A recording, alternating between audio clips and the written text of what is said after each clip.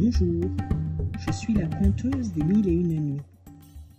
La dernière fois, nous avions laissé le vieux pêcheur en train de parler au démon qui était enfermé dans la fiole en cuivre. Si tu avais voulu me garder la vie, Dieu aurait conservé la tienne.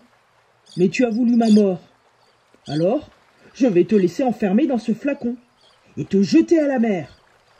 Le démon supplia le pêcheur. Oui, c'est vrai, j'ai mal agi. Mais sois généreux et bienveillant. Rends le bien pour le mal. Le méchant est puni par sa méchanceté. Ne te conduis donc pas comme se conduit une maman avec un tika. Qu'est-ce que c'est que cette histoire? Veux-tu me la raconter? Non, ce n'est pas le moment. Fais-moi sortir de là. Et alors je te la raconterai. Non, il est hors de question. Je ne vais pas te libérer, je vais te jeter à l'eau. Et si quelqu'un te pêche, je lui raconterai toute l'histoire pour qu'il ne te laisse pas sortir. Je t'en supplie, libère-moi. Je te fais le serment de ne pas être méchant avec toi, et même de t'être utile. Je t'assurerai un profit qui t'enrichira à jamais. Le vieux pêcheur hésitait. Jure-le-moi, promets-moi que tu ne vas pas mal te conduire, et reconnais que je t'ai rendu service. Le démon lui répondit. Je te le jure au nom de Dieu Tout-Puissant. Le pêcheur hésita, mais il finit par enlever le seau de la fiole de cuivre.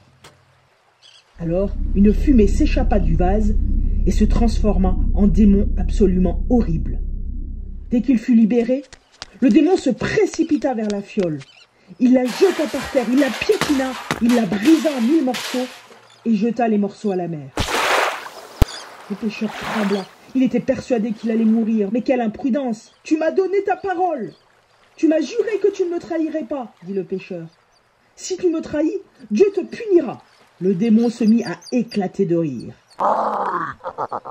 Suis-moi, pêcheur. Alors le pêcheur se mit à le suivre, mais il était persuadé qu'il ne s'en sortirait pas sain et sauf. Ils marchèrent pendant un moment, jusqu'à arriver à une étendue déserte. Et là, le vieux pêcheur aperçut un lac entouré de 4 petites montagnes. Il était étonné d'être encore vivant. Le démon s'adressa à lui. « Allez, pêcheur, lance ton filet dans ce lac. » Le vieil homme vit que le lac était rempli de poissons de toutes les couleurs. Il y en avait des bleus, des rouges, des jaunes et des blancs. Il était émerveillé par ce spectacle. Il lança son filet dans le lac et il pêcha 4 poissons. Un bleu, un rouge, un jaune et un blanc.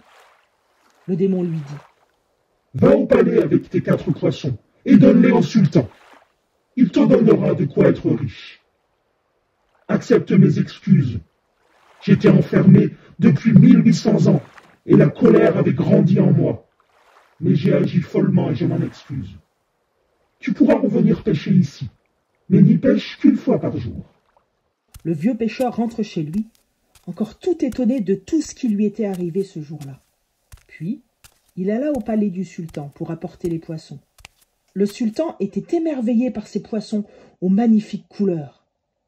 Alors il appela sa cuisinière. Celle-ci n'était à son service que depuis quelques jours. Et le sultan lui dit. « Tiens, je te laisse ces 4 magnifiques poissons. Montre-moi de quoi tu es capable dans ta cuisine. » Puis le sultan se retourna vers le vieux pêcheur. « Et pour toi, voici 400 dinars. » Le pêcheur était ivre de joie. Il retourna rapidement chez lui. Il montra à sa femme cette petite fortune, puis il acheta tout ce dont ils avaient besoin depuis si longtemps. De son côté, la cuisinière prit les 4 poissons, les nettoya, les vida, les mit dans un tagine pour les cuisiner. Et à ce moment-là, elle entendit un bruit étrange. Elle se retourna et elle vit le mur de la cuisine s'ouvrir et apparaître une jeune fille très belle qui avait une écharpe de soie bleue sur la tête et qui avait de magnifiques bijoux à ses oreilles, à ses poignets, à son cou. Cette jeune fille avait un bâton dans la main. Elle s'approcha du plat et elle trempa son bâton dans le tagine en disant « Poisson, poisson, tenez-vous votre serment ?»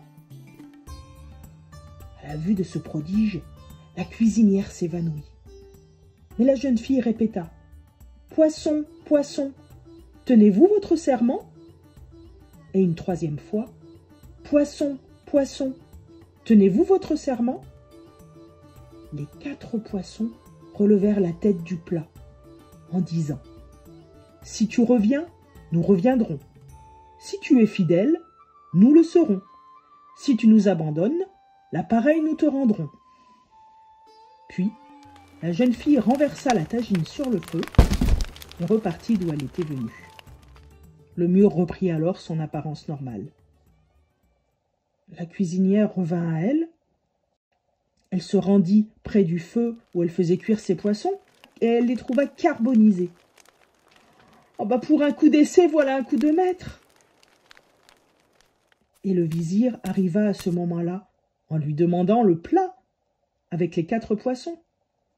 La cuisinière fondit en larmes et raconta tout ce qui était arrivé. Le vizir était vraiment très étonné. Alors il fit chercher le pêcheur et il lui demanda « Pêcheur, peux-tu aller me pêcher 4 autres poissons semblables à ceux que tu avais donnés au sultan ?» « Oui, bien sûr, dit le pêcheur. Et c'est ce qu'il fit. Il retourna au lac merveilleux, il lança son filet et il prit 4 poissons, un rouge, un blanc, un jaune et un bleu. Et il retourna au palais. Alors le vizir donna les poissons à la cuisinière et lui dit « Tu vas les faire frire, et moi je vais rester près de toi pour que je voie exactement ce qui va se passer. » Alors la cuisinière lava, découpa, cuisina les poissons, et alors qu'elle était occupée à cela, le mur s'ouvrit. Et à nouveau, la même jeune fille entra. Et à nouveau, elle eut les mêmes paroles. « Poisson, poisson, tenez-vous votre serment ?» Et les 4 poissons relevèrent la tête du plat en disant « Si tu reviens, nous reviendrons. Si tu es fidèle, nous le serons. Si tu nous abandonnes, la pareille nous te rendrons. » Mais l'aube arriva et Scheherazade s'arrêta. Parler n'était plus permis, alors elle se tut. Mais elle nous racontera la suite de l'histoire du pêcheur, du sultan et des 4 poissons la prochaine fois. Bonne nuit.